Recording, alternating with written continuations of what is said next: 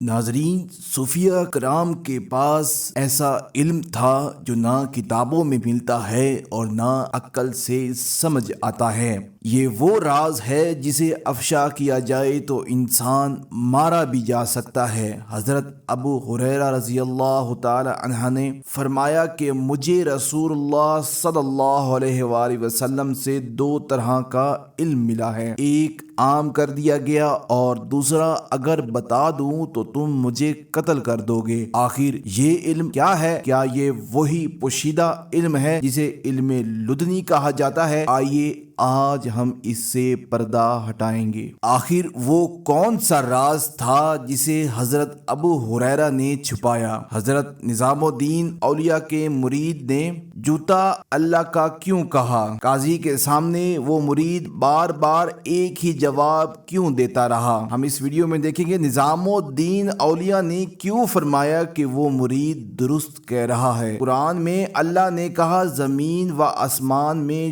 جو کچھ ہے سب میرا ہے، تو کیا جوتا بھی؟ اس ویڈیو میں ہم مزید دیکھیں گے وہ کون سا علم ہے جسے کتابوں سے نہیں سیکھا جا سکتا۔ کیا واقعی انسان کے دل پر براہ راست اللہ کا نور اترتا ہے؟ کیا حضرت موسیٰ اور حضرت خضر کا واقعی علم لدنی سے کیسے جڑا ہوا ہے؟ کیا یہ علم صرف اولیاء اللہ کو دیا جاتا ہے یا عام انسان بھی پا سکتا ہے؟ امام شافعی اور امام اعظم نے اولیاء کی صحبت کیوں اختیار کی؟ حضرت علی نے فرمایا کہ میں زمین کے راستوں سے زیادہ آسمان کے راستے جانتا ہوں۔ اس کا کیا مطلب ہے؟ کیا یہ علم ہر کسی کو دیا جا سکتا ہے یا صرف چندیدہ لوگوں کو ہی؟ ناظرین، تصوف کے سب سے پر اسرار موضوع پر آج ہم بات کرنے جا رہے ہیں۔ یہ وہ علم ہے جس سے نہ ہر کوئی جانتا ہے نہ ہر کسی کو دیا جاتا ہے۔ حضرت ابو ہریرہ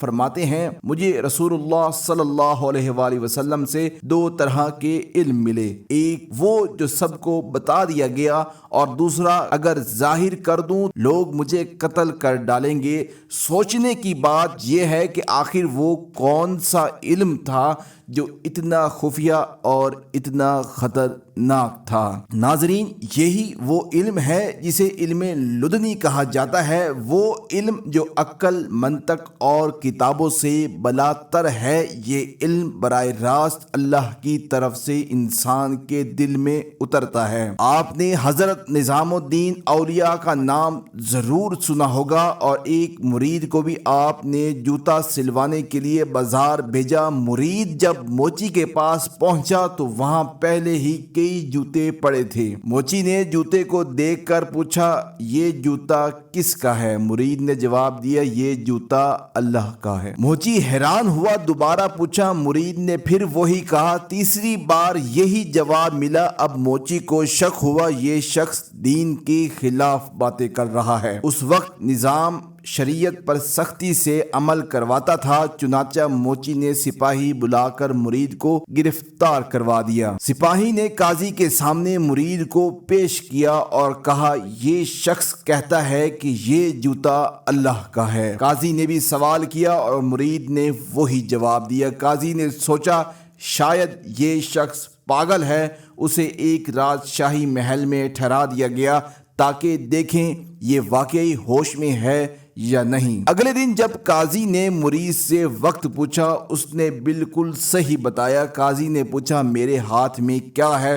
اس نے فوراً جواب دیا قلم، یعنی عقل اور ہوش بالکل درست تھے، مگر جب جوتے کا سوال آیا تو اس نے پھر کہا یہ جوتا اللہ کا ہے۔ ہم مزید جانیں گے نظام الدین اولیاء کی وضاحت۔ اس دوران حضرت نظام الدین اولیاء بازار سے گزرے، دیکھا تو بھیڑ لگی تھی۔ جب قاضی سے وجہ پوچھی تو بتایا گیا یہ شخص جوتے کو اللہ کا کہتا ہے۔ نظام الدین اولیاء نے فرمایا یہ درست کہہ رہا ہے۔ کیا تم قرآن نہیں پڑھتے کہ زمین و آسمان جو کچھ ہے سب اللہ ہی کا ہے؟ جب سب کچھ اللہ کا ہے تو یہ جوتا اس کی ملکیت سے باہر کیسے ہو سکتا ہے؟ یہ سن کر سب حیران رہ گئے۔ نظام الدین اولیاء نے مزید فرمایا یہ مرید وہ مقام پا چکا ہے جو ہر کسی کو نصیب نہیں ہوتا۔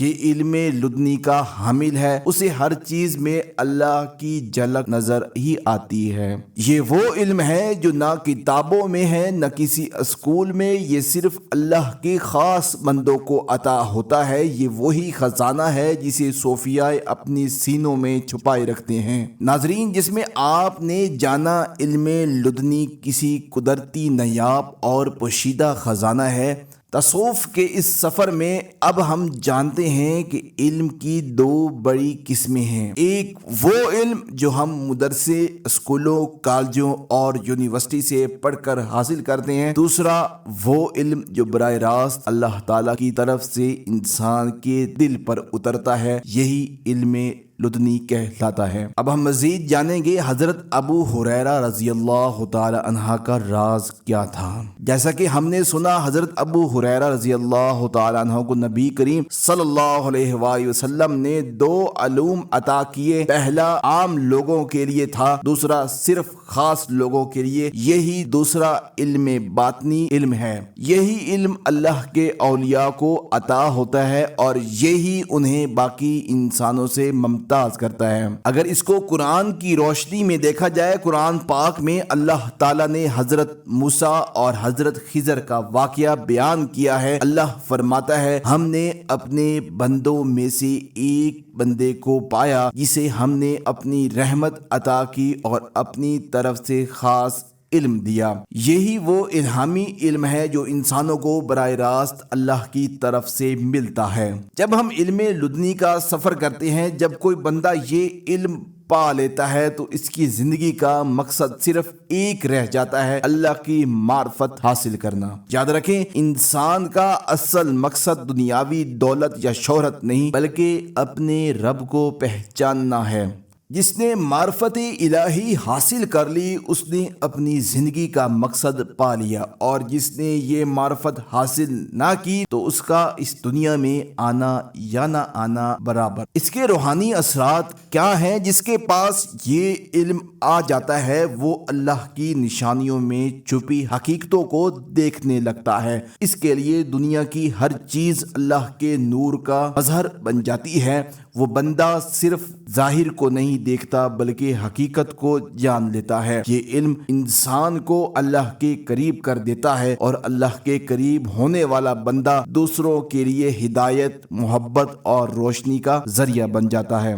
ہم بات کریں گے کہ علم لدنی کے مختلف ذرائع کیا ہیں، جیسے وحی، الہام، کشف اور فراست، اور یہ علم کس طرح اولیاء اللہ کو عطا ہوتا ہے۔ ناظرین، علم لدنی کوئی عام علم نہیں بلکہ یہ ایک الہامی علم ہے جو اللہ تعالیٰ اپنے خاص بندوں کو عطا فرماتا ہے۔ اس کے 4 بڑے ذرائع ہیں۔ سب سے پہلا وحی ہے۔ وحی صرف انبیاء علیہ السلام کے لیے مخصوص ہے۔ یہ براہ راست اللہ کی طرف سے نازل ہوتی ہے تاکہ پوری انسانیت کو ہدایت مل سکے۔ اس کے بعد ہے الہام۔ یہ پیغمبرانہ خواب کی ایک قسم ہے جو اولیاء اللہ اور خاص بندوں کو عطا ہوتا ہے۔ اللہ تعالیٰ الہام کے ذریعے اپنے خاص پیغام بندوں تک پہنچاتا ہے تاکہ وہ انسانیت کی خدمت کر سکے۔ تیسرا ہے فراست۔ یہ ایک خاص روحانی طاقت ہے جو متقی اور پرہیزگار لوگوں کو عطا کی جاتی ہے۔ رسول اللہ صلی اللہ علیہ وآلہ وسلم کا فرمان ہے، مومن کی فراست سے ڈرو کیونکہ وہ اللہ کے نور سے دیکھتا ہے۔ یہ فراست انسان کو ظاہری شکل سے آگے حقیقت کو دیکھنے کی صلاحیت عطا کرتی ہے۔ چوتھا اور آخری ہے کشف۔ یہ سب سے پر اسرار ذریعہ ہے۔ کشف کے ذریعے اولیاء اللہ کو زمین و آسمان کے چھپے ہوئے راز دکھا دیے جاتے ہیں۔ وہ ایسی حقیقتوں کو جان لیتے ہیں جو عام انسانوں کے لیے پردے میں ہوتی ہیں۔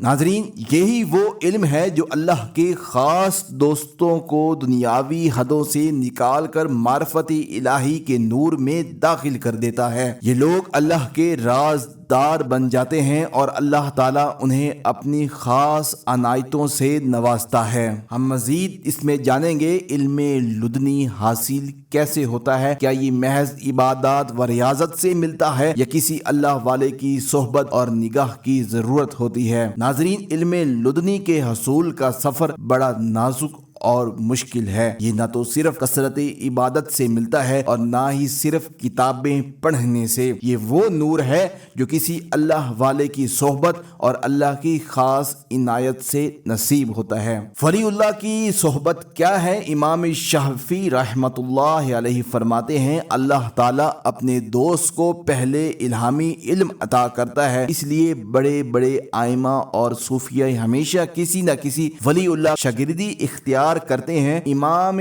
ابو حنیفہ رحمۃ اللہ علیہ فرمایا اگر میں 2 سال امام جعفر صادق علیہ السلام کی صحبت میں نہ گزارتا تو ہلاک ہو جاتا۔ راز کو راز کیسے رکھا جاتا ہے؟ علم لدنی کے متلاشی کو سب سے پہلے یہ سیکھنا پڑتا ہے کہ راز کو راز رکھنا ہے۔ حضرت جنید بغدادی رحمت اللہ علیہ فرماتے ہیں 1000 افسوس اس پر جو اللہ کے راز دے کر انہیں مخلوق پر ظاہر کر دے، یعنی یہ علم صرف رازداروں کے لیے ہے۔ اس میں دل کے صفائی اور عاجزی کیا ہے؟ یہ علم صرف انہی ملتا ہے جو غرور اور بدعت سے پاک ہوں۔ ایک صوفی درویش فرماتے ہیں بدعت اور غرور والے کہ دل میں یہ علم کبھی داخل نہیں ہو سکتا۔ جب کوئی بندہ یہ علم حاصل کر لیتا ہے تو اس کی روح روشنیوں میں نہا جاتی ہے، وہ اللہ تعالیٰ کی نشانیوں کو پہچان کر معرفت الہی کے مقام تک پہنچ جاتا ہے۔ یہی وہ اصل مقصد ہے جس کے لیے انسان کو دنیا میں بھیجا گیا ہے۔ ناظرین، علم لدنی کا سفر انسان کو کمال تک پہنچاتا ہے۔ یہ اللہ اور بندے کے درمیان ایک ایسا خفیہ تعلق ہے جو لفظوں میں بیان نہیں کیا جا سکتا۔ بس یہی دعا ہے کہ اللہ ہمیں بھی اس علم کا تھوڑا سا حصہ عطا فرما دے۔ اگر یہ ویڈیو پسند آئے تو اسے لائک، شیئر اور سبسکرائب ضرور کیجیے تاکہ یہ قیمتی پیغام زیادہ سے زیادہ لوگوں تک پہنچ سکے۔ اللہ تعالی ہمیں اپنے خاص علم، اپنی محبت اور اپنی معرفت سے نوازے۔